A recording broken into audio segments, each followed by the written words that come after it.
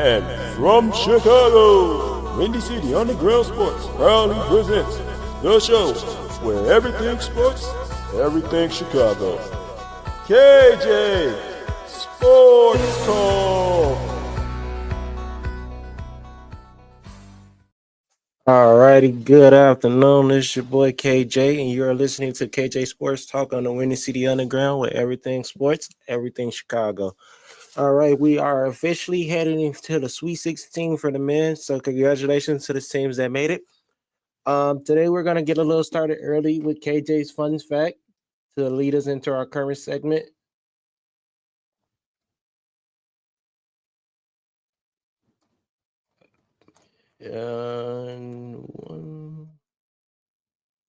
All right, fun fact: John Calipari has led four teams to the Sweet 16, with Arkansas currently being his fourth.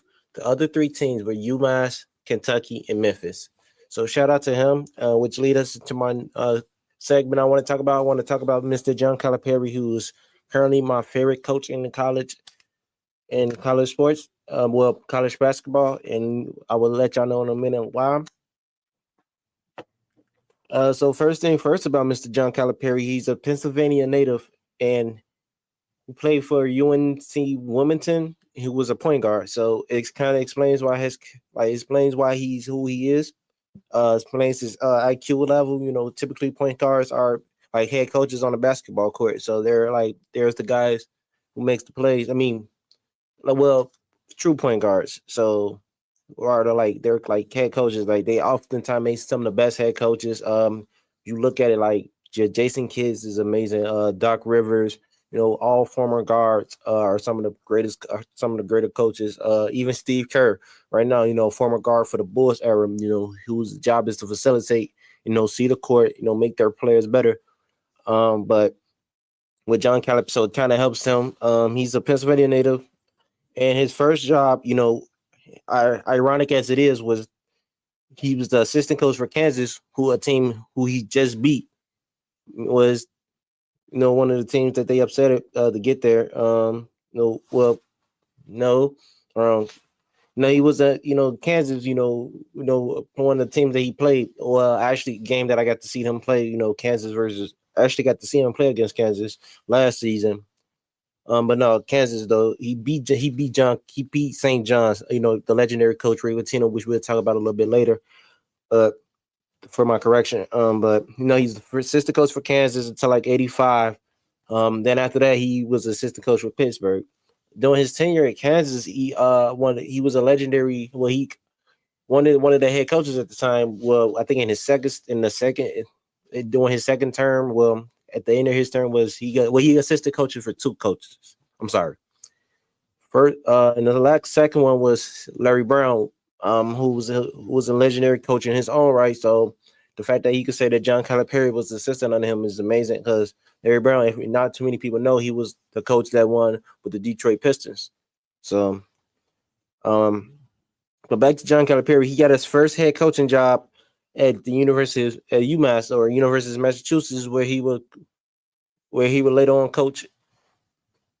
Well, he later on coach Marcus Camby, you know, being his one first round pick from the NBA, who went second overall in the '96 draft.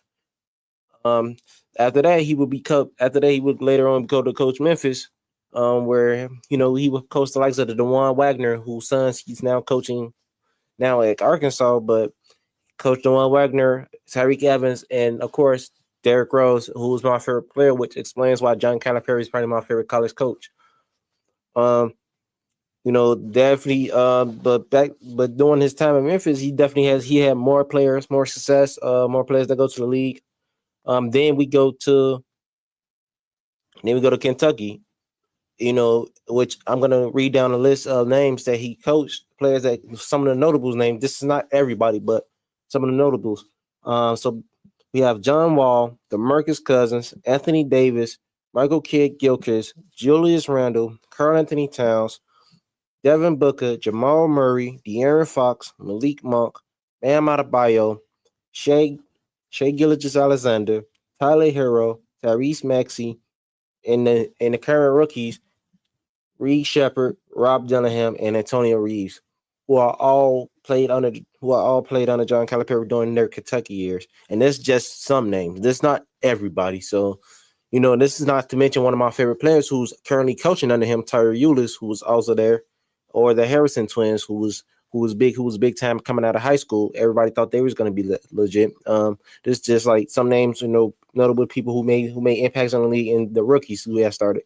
If you go back, you look at the players like Kentucky currently, like even now, like he made his stamp. Like Kentucky currently has the most players in the NBA with like 29 last time I checked, and it's all because of Calipari. So he's like a product. So he's a coach who knows his product. Knows how to get people to the league, knows how to set them up.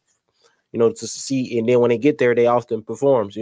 When given chances, you see his players are there. Like it's hard to name a top 10 player list, and you don't have a player that's been coached by Calipari. You have Derrick Rose at one point was considered one of the greatest. Shea Gilly right now, who's top two favorites to end, who's in and close better with Nikola Jokic for MVP running. Then you have Anthony Davis, when healthy, he's one of the better two-way players in the league. Karl-Anthony Towns, who I already talked about, who's amazing talent. The only big man that could say they won a skills challenge and a 3-point challenge. And he also he's going crazy with the Knicks right now. Jamal Murray, Devin Booker, the youngest player to ever have 70 in a game. Legendary scorer. De'Aaron Fox, who's going crazy. Bam Adebayo, who's who pretty much known who was really going crazy for the Heat. Then he went crazy for the Olympics team, so he had fun there. And now you have Tyrese Maxey, who's making a name for himself. Now you got Reed Shepherd's gonna hopefully when he's in his new rookies, the turn two rookies, Reed Shepherd and Rob Dillingham.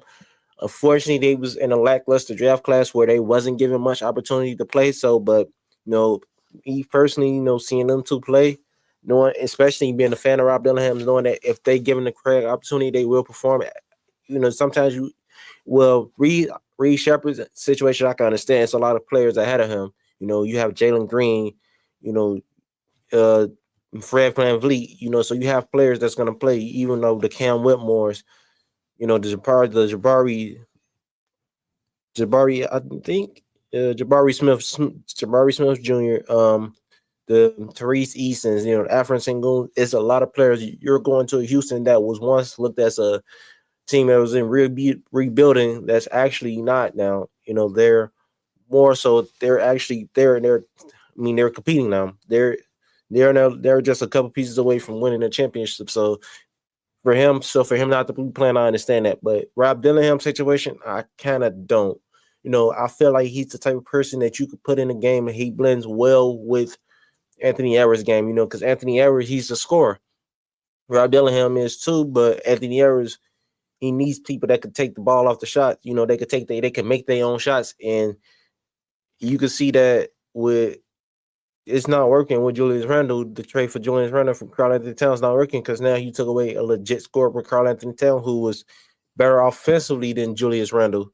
So now Anthony Edwards, now Minnesota doesn't look the same, and I think they need some scoring off the bench. Rob Dillingham can provide that if let him run. He's definitely one of them. Definitely shifty.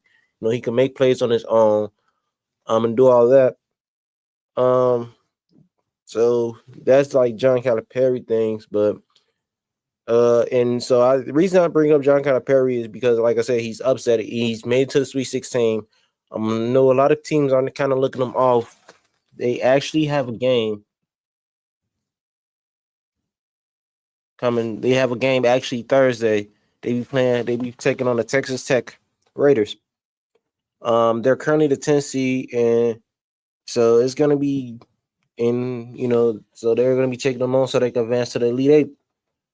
I mean, that's gonna be interesting. Obviously, if you look at the Texas Tech, the game itself, it's gonna be, obviously Texas Tech is the reader. And it's gonna take place in San Francisco at the Chase Center. And Texas Tech is the favorites, the betting odds favorites to win the game. But maybe I'm gonna go with John Calipari. You can't count this guy. Good coaching, obviously, and plus he's been there before. He has the national championship accolade. he's familiar with going to the conference. I mean, going to the big dance. He knows what it takes to win. Then on top of that, like I said, his product produces. If not to call players product, but at the end of the day, you are a reflection of where you come from. And like I said, you go to the league, you see the MVPs, you see the championships, you see the defensive player of the years, you see, it's not one aspect of the game where a player from John Calipari haven't reached, and to say that he hasn't played a role in that is unbelievable. Like this. He's a coach that has 40 first round picks. And he's been a head coach since 88. 40 first round picks. Well, what do that say? Be honest, I don't even think it's been 40 years. He hasn't been a coach in 40 years. So he has almost. So to put that in perspective, that's pretty much saying pretty much almost, if you was to equate that to one per year, he has more players in the NBA and that got drafted in the first round in the NBA draft than he does years coaching as a head coach. And that's including his NBA stints as well. So that is remarkable, and that shows, that he's really that shows how good he is as a coach, or his recruitment level. That and in order to have a decent recruitment level, you have to know what you're doing. He keeps it straight. The type of person that says, if he'd say you have the potential to make it to the league, I know what it takes to get you there. You have to believe him. Like I said, you go back, you look at his product, you look at the Anthony Davis that come in the league, the Derrick Rose that took over the league, the youngest MVP. What more do you want from this guy? Like I said, you look at it, you got it. Reed Shepherd, even his summer league, he was going crazy. But like I said, this is somebody who does it. We're gonna switch the topic. We're gonna come back to college basketball. Well, we're gonna talk about some more elite Sweet 16 game. So currently on Thursday, we're gonna have BYU and Alabama gonna play. Then we're gonna also have a Duke versus Arizona. So it's gonna be definitely a nice little battle. Cooper Flash is gonna take stand. He's gonna go there. He's currently leading his team in assists, rebounds, and points. So he's definitely a do-it-all type of guy. So who's gonna make plays? We talked about him, but on one game in particular, I'm keeping my eye on is going to be the Florida versus Maryland game. Mainly because Maryland has two phenomenal big men, which Derek Queen, the freshman who's coming in and playing amazing, and also Julian Reese. If the name Reese sounds familiar, it's because he's the youngest brother of the WNBA star Angel Reese, who plays for the Chicago Sky, who's also one of my favorite players in the league. And just like his sister, he's a rebounding machine, averaging over 7 rebounds per game. And he does wonder. But so that Maryland squad is going to be keeping my eye on. Then after that, the Friday to round out the Sweet 16, I'm going to have Ole Miss going to Michigan State. I'm going to keep my eye on Kentucky versus Tennessee. Hopefully Tennessee wins. I kind of want my revenge. Kentucky, they did Illinois dirty yesterday. We're going to talk about that a little bit later as well. Then you have Michigan versus Auburn, and Purdue going against Houston to route it out for the Sweet 16. So that's going to be interesting. So for the Michigan State Ole Miss game, which is cool. I'm looking forward to that game. You have your obviously you have Jeremy Fears Jr. and Jace Richardson. I love that backward tandem of theirs. They're going to go crazy. Jace Richardson, he's actually been coming on strongly, since the second half of their season. First game as a starter, he already put up 30 something, and it's been uphill from there. As a guy who wasn't even been talked about, I didn't even realize he was, he was playing college, or the fact that Jason Richardson had a son on the college level, and now he's your projected first round pick who probably played himself into a top 10 pick. And currently in the latest mock draft I looked, he was projected to come to us. So even if he wasn't projected to come to us, I'll still be high on this kid. I just love the way he plays. Good game. He's a scorer, through and through. He's gonna put the ball in the bucket. Obviously, he got hops. He could dunk. He's the son of Jason Richardson, for crying out loud. And that guy is one of the most amazing dunkers that I ever seen. We're gonna see. But then we're gonna go again. Now let's take it down to Tennessee, who's actually been coming up strong. So I'm gonna hopefully they're gonna go against the Kentucky team who showed that they didn't need John Calipari, who's been playing good. I thought I'm not gonna say a lot of people. I'm gonna say me specifically. I thought that they would suffer because John Calipari leaving. He took some of his better players with him, but no, they actually been doing good. They're actually they're doing better. They're the third rank. They're the third seed in the Midwest region. They're going crazy, for a reason. But they're going against the number 2 seed in Tennessee, who's as good as advertised. They're one of the better teams in the league. With Chaz Lanier going crazy, and then they have Ziegler averaging over 7 assists a game. Which is kind of crazy as a thing about in college terms. So that's going to see that. But we're going to talk about some. Let's talk about some of the women. Like today, the women's team for the Illinois teams they're playing Texas in the second round today. And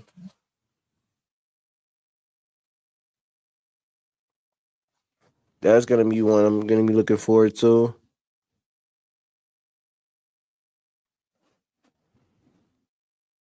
And also shout out, but back to the men's for a second. Shout out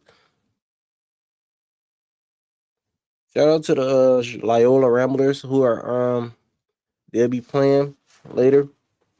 They're gonna be playing in they're gonna be playing in another tournament that's not the NCAA. Hopefully they do good in that. But now we're gonna switch it over to the professionals. I want to talk about the Lakers. I mean, I hate to say that I kind of told y'all, but the way they've been playing these past 2 games, especially last game, I get it was Luka and LeBron first game back in a while, but I still doesn't believe them. Their game is enough for me to stand on what I said. Fact is, they're good on paper, but in reality is, can they win a 7-game series against a team when it counts the most? When it matters the most, like can they play?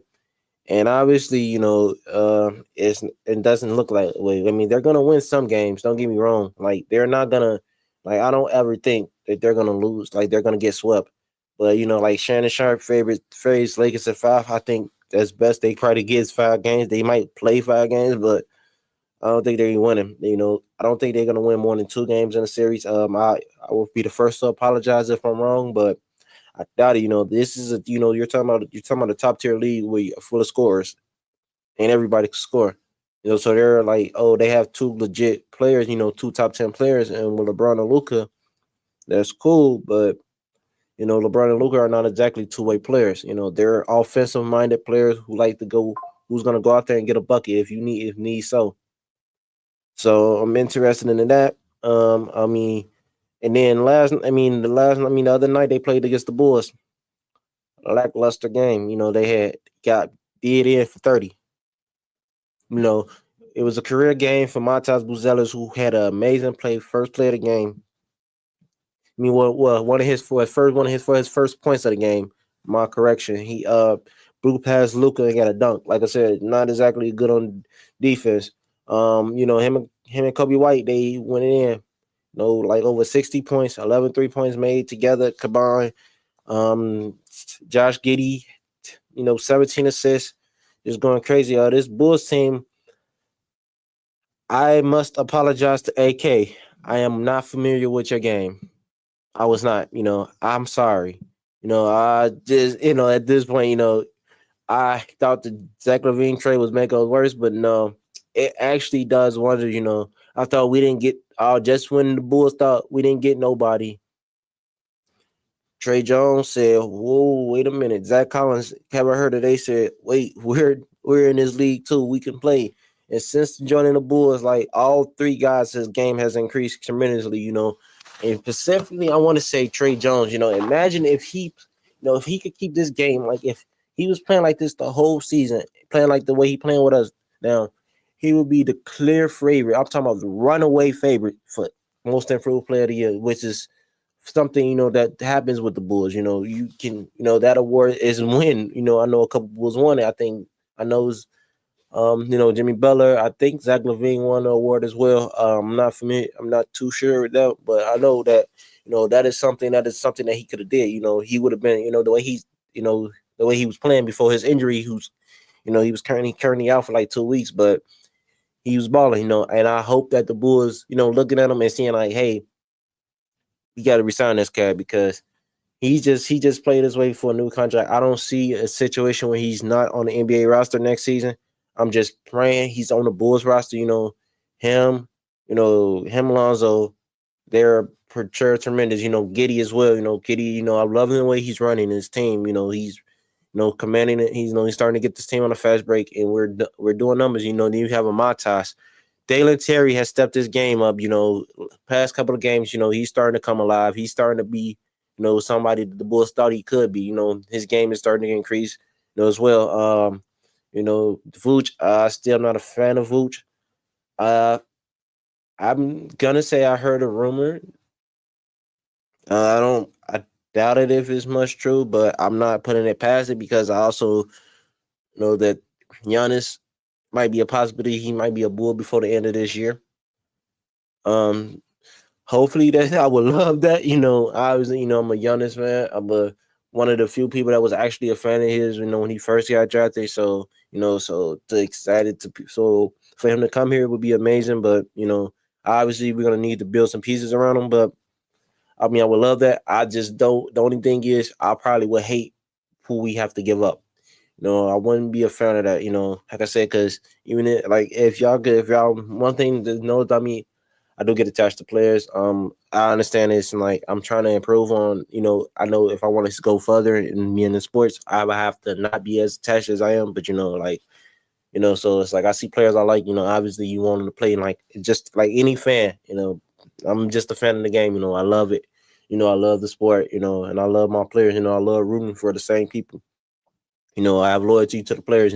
Sometimes when the team doesn't, but it is what it is. Hopefully AK, he could continue to build this team in the right way. Hopefully we get a decent enough pick where we could get, we get a decent enough guy that could contribute to this team the way this building. I kind of hate that we winning because I'm gonna keep it a blunt. I don't like if we keep winning. It means Billy Donovan's job is getting safer, and I don't like that. I think Billy Donovan has to go. Not the biggest fan of his. I don't like I don't like the way he ran his game. I get it. We've been winning. We've been winning a bunch of games as of late, but no, it's just not enough. I feel like he had it. He had his chances, and the Patriots run through as a Bulls fan. I'm ready to see a new coach. He got us this good. Let's let a new coach come in and take us to another level. We're gonna talk about let's switch it up to talk about the Bears for a little bit. Chicago Bears, a team where I actually, the general manager, he has a play in mind. Like I said, we went over there some of their picks. They got our guy Drew Dahlman. Love it. Let's see, Joe Tooney. We got Jonah Jackson. That's a couple people. People saying that we still need a tackle. I'm gonna keep it a blunt. Keep it a buck. I love Braxton. I don't mind Braxton Jones being on left tackle. I have no issue at all if Ryan Poles, Brian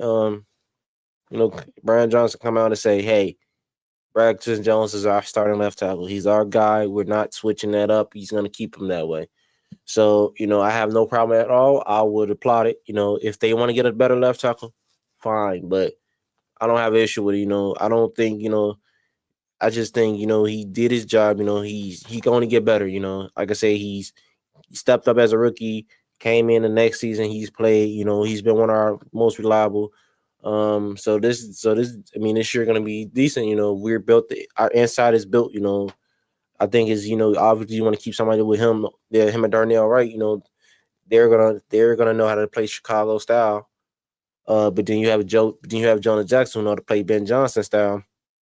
You also have a all pro with Joe Tooney. I think, like I said in the previous episode, I think Joe Tooney is going to be that guy. He's gonna be the man up front. He's gonna work with. I think his job is gonna be working with Drew Dahlman. Into becoming who he is. Hopefully he become like an Olin Cruz or Jason Kelsey. Or Jeff Saturday, a guy who can run the line. A leader amongst men. So I'm excited for that. Excited for Caleb Williams. I want to give a shout out to Justin Fields. He signed a contract with the Jets. I've personally hate it. I still hate it because of the fact it's the Jets. The only reason why I'm okay with it is because of Garrett Wilson. Gary Wilson. Him and Gary Wilson, they have a familiarity from going back from college. From their college years, and then I think they just brought over a guard who he played with in college. So I'm okay with that. If hopefully the Jets actually get it right this time. I'm praying that the Jets get it right this time. Like, Lord knows, can only know how much I'm praying that they get it right this time. Anyway, I want to talk. I want to go to the WNBA. So I've been debating recently with my professor about Angel Reese. He's not a fan of her game. I am. I understand, and I just want to let people know I understand that she's not the better of players. I understand like she misses a bunch of layups that she should make, but I just want to know. I'm gonna keep this 100. She's effective. You can't stop her game. She's every coach's dream as far as like people you want to coach. You can. This is your star player that gives it her all when she's on the court. Yeah, she plays like she's pretty. Yes, I get it. But at the end of the day, it's like you look at all that, then you look at the stat line, you see stats that's unbelievable. You see 20 points, 20 rebounds, 13 points, 18 rebounds. 15 points, 17 rebounds. 11 rebounds. 10 points. You look at it. You look and you like you go down the line. You're gonna see 10. You're gonna go down the rebound line. 13, 14, 15, 18. You might see a 7. You might see an 8. That's probably one of the lowest numbers you're gonna see, a 7 or 8. Like, how do you defend that? How do you hate a player that plays it? Oh yeah, she misses it. She get a lot of rebounds. Well, what you wanted to do? Like, if you miss a shot, don't you want to get their own rebound? Like, it's for your coaching. Like, if somebody misses a shot, wouldn't you want them to get their own rebound? Like that's the point. Like, she plays the game and she does it well. So excuse me for my rant, but I'm a big Angel Reese defender. I'm gonna defend her because like you don't get that. That type of thing can't be taught. Anybody, like, it's the WNBA. You're gonna come across a million scorers. Trinity Carter was killing it last season. For us. So a scorer is hard. It's not hard to come by. It's a girl that's gonna do the dirty work, and then she's your star player as well. It's not easy. That's not easy. Telling somebody that, hey, this is your team. Because there's no doubt in my mind, Chicago Sky is Angel Reese's team. Obviously, because like to put it in fact, like today, for example, I was talking to this young lady who doesn't know much about basketball. I asked her, do she know who Angel Reese is? She said, of course. Which kind of makes my point, because it's like you off the top of an average person head, they're not going to be able to name 10 WNBA players. Probably 5, truth be told. They won't, but they know enough. But if I tell them about Angel Reese and Caitlin Clark, they're gonna be like, yes, I know who that is. Unless you've been living under a rock. So the fact is, like, who she is, and I'm gonna keep this as like this. Candace Parker's, as great as she is, she didn't have the effect that Angel Reese had on the Sky. Why? Because I look up sports every day. I almost have like an OCD like routine. First, I check NFL, then I go to the Bears. After that, I go to the Bulls. I go to the NBA, then I go Bulls. Most likely after that, I'm going MLB, White Sox, Cubs. Then after that, I'll probably go WNBA. So with the way it goes nowadays, well, pre-Angel Reese, when I used to go Chicago Sky, I used to get the weather. they would give me website, especially on Google, they would give you, list pages be for like the weather. Nowadays, I go to Chicago Sky, I get the basketball team. Angel Reese effect. You don't get that without Angel Reese. You don't get, they don't, that's how Angel Reese affected her. And then even if you type in the Sky, anything Angel Reese do, that's what the article will be about. That's what the articles you're gonna get. You're gonna get a bunch of articles based on Reese. So it's hard. So it's like, is her game pretty? No, you can't call it like, but is it effective? Yes, because here's the thing: she's been consistent since high school. She's averaged a double double. All 4 years of her high school year, she pretty much averaged a double double. She goes to college, averages a double double. Now she's in a professional league, averaging a double double. Like, how does like make it make sense for me? It's like she's trash, but she's guaranteed a double double. And I know stats doesn't tell you the full game, but it tells you enough that it gives you something to work with. It's then I was watching some of her highlights in the rows when she was in Unrivaled League, and shout outs to her because she's currently the defensive player of the year, and she made second all team, in the Rivals League debut, which is no kudos to her and kudos to them. But it's simple, this is a girl that plays her game. She plays it well. She's very good at what she does, and I get it. She's not Caitlin Clark. Even I'm gonna have to admit she's not better than Caitlin Clark. Obviously, Caitlin Clark is the better basketball player as far as scoring wise. But if you talk about intangibles, and I'm gonna give it. Angel Reese gonna get the edge of defensive play. She's gonna get the edge for rebounding. I mean, our defense is Angel, offense is Kaylin. But kudos. But overall, I mean, obviously, you want to give it to Kaylin. Her skill set is unmatched. Not too many people can unmatch that. Right now in the league. Do I think it's gonna be somebody that's gonna come along that's better than Kaylin? Yes, actually, I think they're gonna come faster than you think. I mean, unless you know a little about the women's basketball, then probably not. Obviously, a lot of people thought that Gigi Bryant was gonna make it to the WNBA, but unfortunately, a tragic accident took them chances away from her, which is sad because I was a fan of her before the iconic plane crash. R.I.P. Miss Gigi Bryant and her pops. The legendary Kobe Bryant. But I thought everybody thought she was gonna be the one to do it, but she didn't. She didn't make the league, is what it was. I thought she was, but she didn't. Unfortunately, tragic incidents, did that. But Kaylin Clark did it, but to the woman that I think is gonna be better than Kaylin, Juju Watkins. It's kind of obvious. She's already broke her scoring record as a sophomore for the first 2 years. She already outscored her first 2 years. I don't think there's no way that Juju's staying, number one pick. I mean, well, she's staying the extra year. I think that if Juju would have stayed, I think if Juju would have came after her freshman year, I still think she probably would have won number one over Caitlin.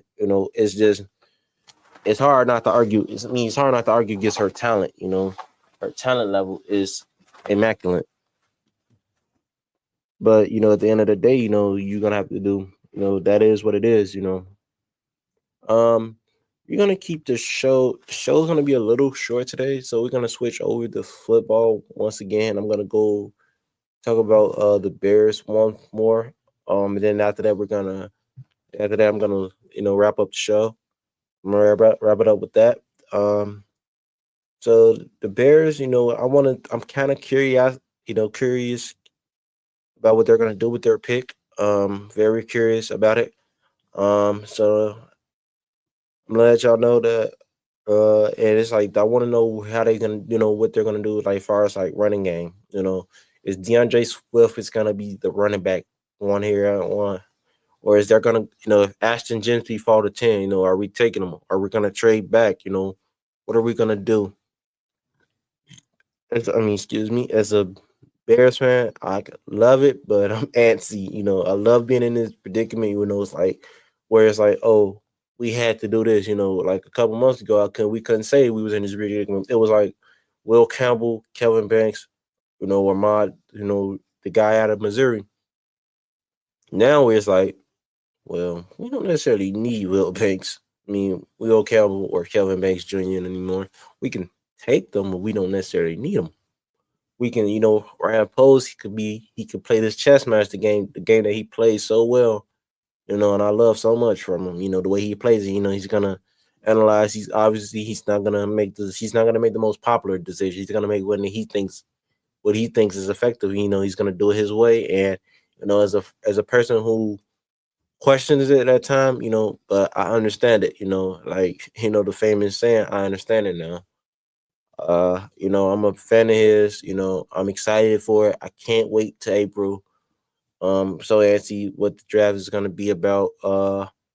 Hopefully it's not gonna be guaranteed. I want to do like a live draft thing. So party to see sort of same about it. So I'm gonna be in talk with more. Gonna be in talk with some people. See if I can make that happen. So you can see my reactions. So I can go live have my reactions. For the draft party and all that. So yeah, I'm excited. I've been keeping up. I'm always watching the mock draft, seeing who's the goes where, who's goes where. So like I said, I have my wish list of players I want the Bears to get. Genji being one. I'm a big Shiloh Sanders fan, so I would love for him to do that. Jimmy Horn Jr. would be somebody I'm interested in the Bears also potentially drafting, or and that's just that. From the defensive edge, you also want the guy from. I love Ohio State players, so any Ohio State players I would be interested in. Um, as well. So with that being said, I'm gonna go ahead and wrap it up. Talk to you guys next week. So and just to preview next week, we're probably gonna be doing it on Dawn Staley, and we're gonna be talking about her players more than we're gonna talk about her. So we're gonna be re-upping with Dawn Staley. She's gonna be the person I'm gonna highlight next week. So I'm kind of have the information down for y'all. See y'all.